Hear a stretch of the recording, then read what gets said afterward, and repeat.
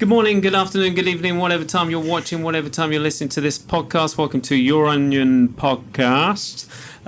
Today we have a special guest. Her name is Shalita Davda. Welcome, Shalita. Hello. How are you? I'm good, thank you. So, Shalita, like with all my guests, I like for you to basically take it away and give us an introduction of who you are. Okay. You know, kind of a little bit delve into the past. Sure. And how you ended up here in Qatar. Okay, sure. Okay, so I'm a qualified accountant, is my background. Someone has to be, I suppose. I'm not your typical accountant, right? Okay. And I've worked for your major blue chips, and I've gone into private equity, and I turn around lots of companies in a finance function way. So I really bring the whole finance function for them, driving it and being really focused from cash to recruitment to various other things. Okay, let me stop you. Why did you get into accounting in the first place? It was a compromise between my dad and myself. So it was parents again? Yes, it was parents. Okay. Yeah. So was your dad an accountant? No, he's not. He's a businessman. But he didn't want me to waste my life bumming off his money. It was like that kind of stuff. So like, you do something and I'll give you something in exchange. So I travelled and he paid for my studying. Okay. And that worked well for me. Yeah. So when you say travelled, what? I've done Europe, lived out in Italy, worked out in Italy when I was really young. Yeah. So I really enjoyed that piece. But then I had to come home and actually do a career. Yeah. So, yeah. So when you mean travelling around, were you travelling around with your dad or were you studying? It was just a backpack. 5 of us decided to go by ourselves and then we sort of split because I wanted to stay a bit longer out in Italy. So this was after you A-levels, so about 18, 19. Yeah. And and I just enjoyed working and getting used to the culture and I thought this is what I really want to do. But obviously I wouldn't be able to afford it all the time. Yeah. So, yeah. So then you came back. I came back and I helped him set up his businesses at about 2021 and did part-time accountancy and then got myself an accounting contract and then that's it. Been an accountant since, so about 25 years now. Wow. Yeah. Okay, so what led you down to, because we're heading now to what you're, here what for. I do. So we moved to Qatar in 2012. My husband got seconded out to Abu Dhabi and then they headhunted him in Qatar for QF. So he worked for a small company out for part of QF as he's a CFO himself. And he was desperate for the family to move out. So we moved out. And since then, I've worked for Carrier, the international group, for air conditioning. And then I worked for NBK Al Thani, the conglomerate. And this is accountancy? In accountancy, but different roles, different things, doing totally different things, and really understanding the culture of Qatar. And I loved it. Mm-hmm. And I know I can really add value to it. I started looking at this recruitment process purely because it's based on myself. That when I moved here, I'm a qualified accountant, and I wanted to keep continuous, professional. I wanted to be a professional person still, being out here, and that's where today professional women comes in. I want professional women who've moved over to Qatar with their husbands to continue their career, basically, and that's where not be a stay-at-home. Yeah, exactly, and keep their sanity, earn some money, and just have a nice time, really. Okay, so when did you start? So what's your recruitment?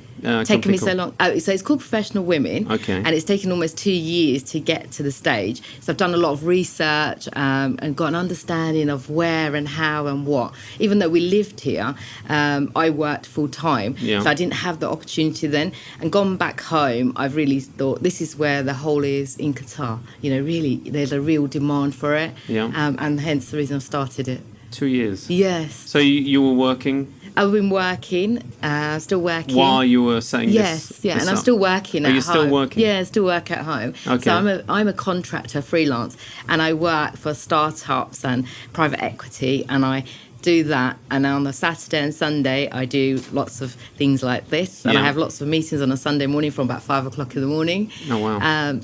Because of the time difference. Yeah. So are you aiming to make it your permanent I will role in due course. I will. But it's good that you're doing both. Yes, because obviously this funds it. So my working at home funds this. Yeah. And in time it will stop. I will reduce those hours. Yeah. Concentrate and focus on this. So it'll be frequent trips out to Qatar once a month, and then gradually it'll be 2 weeks, and then gradually, continuously.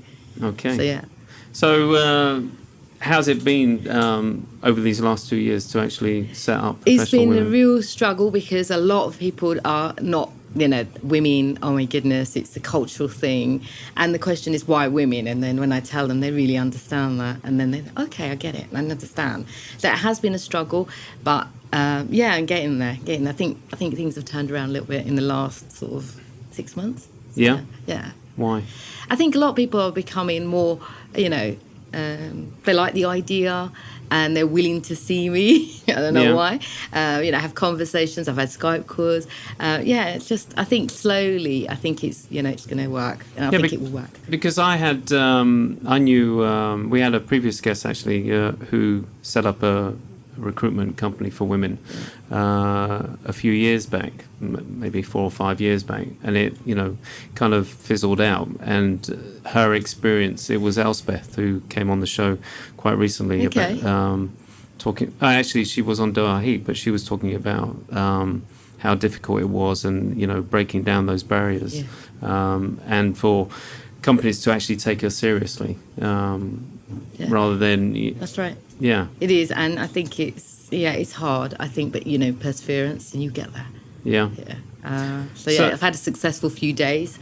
Really successful. So. And how are you reaching out to the market of professional women? How are you? So I'm looking at mainly like yourself, startups who've really come from nothing to something. Yeah. And so you understand where I'm coming from, and that's what's developing, and that's where the success. So I've met a few people who've done literally what you do, and really understand the concept and have said, right, come and work for us or come under us, and then we can grow together. Okay. So it's a meeting of minds. Okay. And do you guys have a website that you basically for people to visit, or? Yes. So that's under construction at the moment, and hopefully we'll be up and running at least by the end of January, if not before. Yeah. Definitely. And how was the registration process for you setting up this business? So I'm under someone's hat at the moment. Okay. But once the website goes live, we'll then start the process of getting all the licenses and things like that. So, okay. Yeah, and that's the plan. And when you're,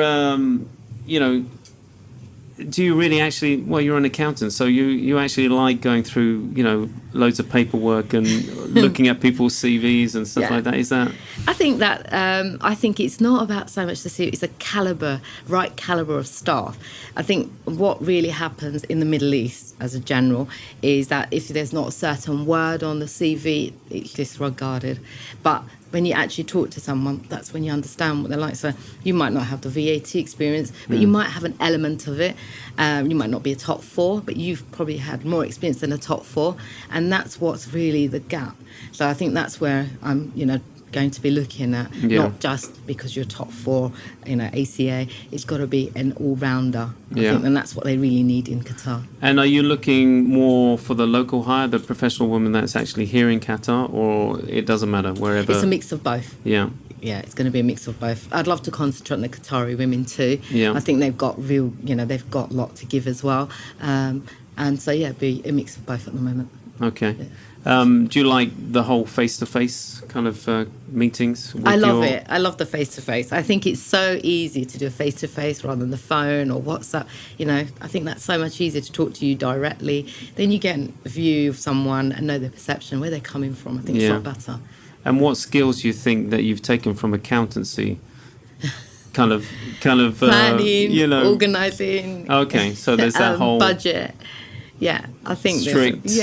Yes. I'm very driven and focused, and I think that this could also be part of it. Talking to the clients and get an understanding of what they want, especially in an accounting role or a legal role or HR role. I know exactly what they'll be looking for, and it will make your life a lot easier for both parties. Yeah, because it's twofold, isn't it? It's one, finding the right candidates, and two, actually going out there and selling your business and talking to the potential clients. That's right. You said it's changed over the last 6 months. Kind of the concept or the understanding of what you guys do, and being more acceptable for recruiting professional women.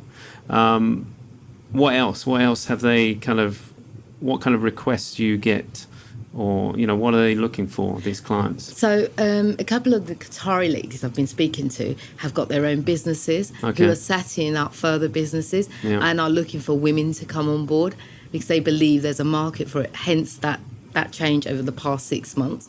Yeah. You know, they're going out getting franchises, for example. A restaurant is one of them, Yeah. and she wants to bring it from Turkey here, and she wants a female to run it. And I think that's where the change is happening. You know, it's not male dominated. They want a woman to come in and do it. And I've seen that change over the last 6 months where I've been contacted. Have you, or can you get someone who's got ABC kind of, skill set? And that's where I've noticed the change. And you said you're dealing with startups. Generally startups don't have much revenue or, That's cash right. to play with. That's right. So the women that you're recruiting, are they more acceptable in regards to, look, this is the situation, this is where they're at. So, the salary won't be as Yes. big as what you're used to. Yeah. But are they more accepting because they understand, okay, well, this is a startup, I'll work with them and see how they grow and... Yeah, I mean, salary, when it comes to funding, that will happen eventually. There'll be a turnaround.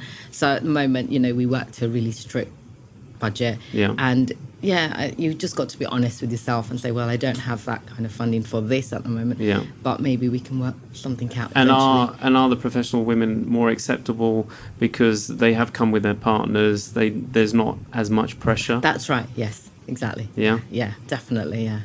I need to talk to you later. Yeah. Although I've got a lot of professional women working for me, so I'm all right. Okay, so do you, once they are recruited, do you keep in contact with them? Yes, Do you follow their progress? Yes, definitely. Frequent lunches, get invited for dinners, depending That's on what not we're bad. like. That's No, not bad. exactly. Well, it's a follow-up. There's Yeah. going to be some more, leads from that, and that's how it works. Yeah. When it's Eid, gifts are sent out, Yeah. Christmas, happy holidays, emails, frequent phone calls, just to see how things are. Definitely, yeah. I really recommend that. It's a PR business as well. You've got to go out and do it. And have you had any situation where you're recommending a professional woman, or, based on their CV, based on your interview with them, etc., and it hasn't worked out because you're the middleman. That's right. You're... I have, and we have a policy of 12 weeks. So if I recruited for you and unfortunately things didn't happen, I can get you a replacement of free of charge because you've paid up front, and that's how it works. Oh, they pay up. Yeah. So, So, it's basically using tell the us British rules. Okay, so how does that work?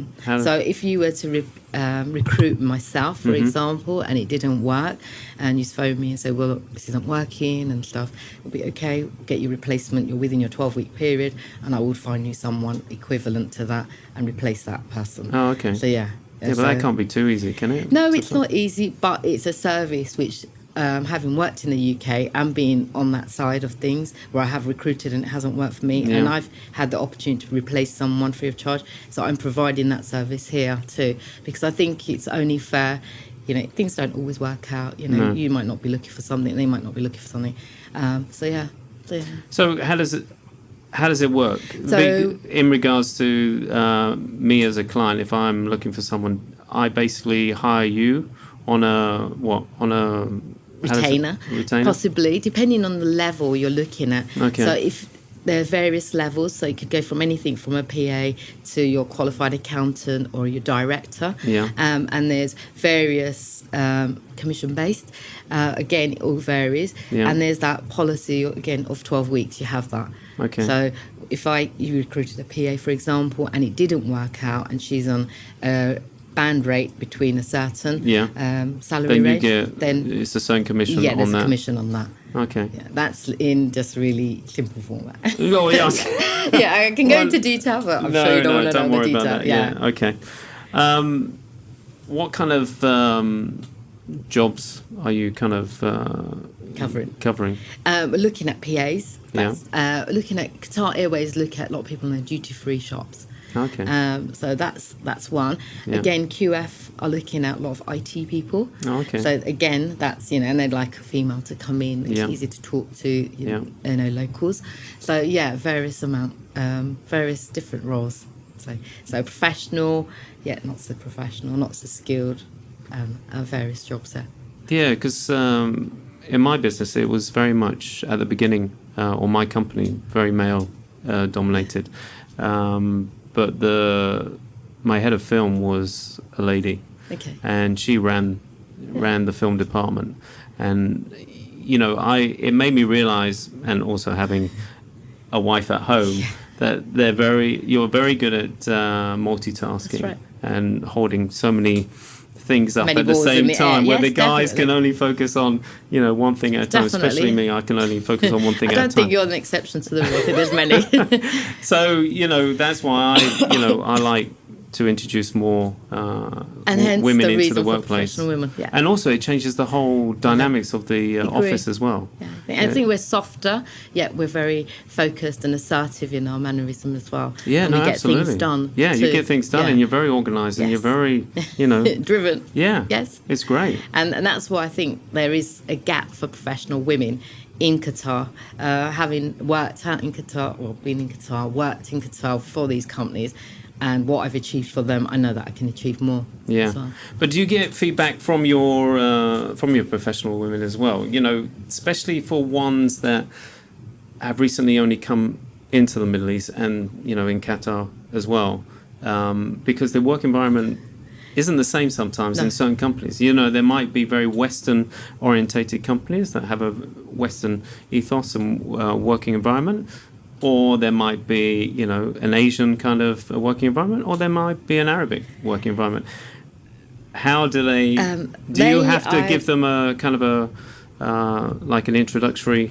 I give them as much information as possible. So I'll tell them about the role, where it's based, what they're looking at, the culture, the hours, the dress code. I'll try and make it so simple for them so they feel comfortable when they go for the interview. Yeah. And then the rest is, up to them. Up to them when they go in. But a lot of them would say, I only want to work for Western. Some are not, are happy to go and work for either or. They don't fuss because, they don't mind. Yeah. They want to learn about the culture. Okay. A lot of them who, are your legal professionals, they don't mind because they said that it's a job is a job, and they're happy to learn on the role as well. So there's that kind of stuff.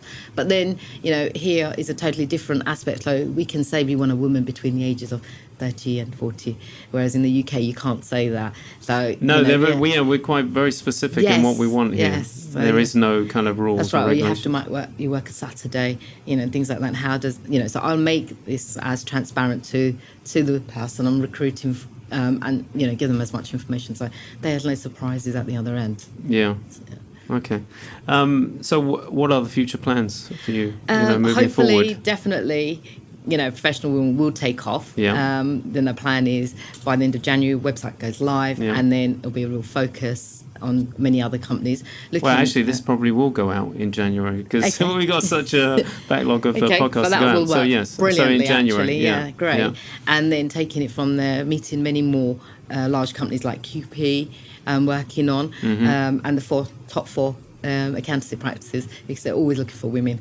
Okay. So that's in the pipeline at the moment as well. And how do people get in contact with you? I've got an email address, info@professionalwomen or professional.women@mail.com, and there's going to be a couple of numbers they can contact. At the moment, not gone live because I'm looking at location-wise. Yeah, probably Tornado Tower. Very nice. Yes, very nice. Not cheap, but no, but it's working with someone else, so hopefully we'll be able to share the costs. Yeah, and you see yourself bringing more people on after you go full time, obviously, and definitely, definitely a whole stream of women. Yeah. So yeah. Nice. Well, thank you, Shalita. No, it's been a pleasure. Very enlightening, and I wish you all the best. Thank you so much. And please feel free to come in at a later date to give us an update. Oh, for and, sure, definitely. I really appreciate it. I really want to hear, how it goes, and Yeah, thank you so much. No, thank you. Thank you for coming on. Thank you. Thank you for watching the show. Wish you all the best for the coming week, and we'll catch up with you next week. Thank you very much.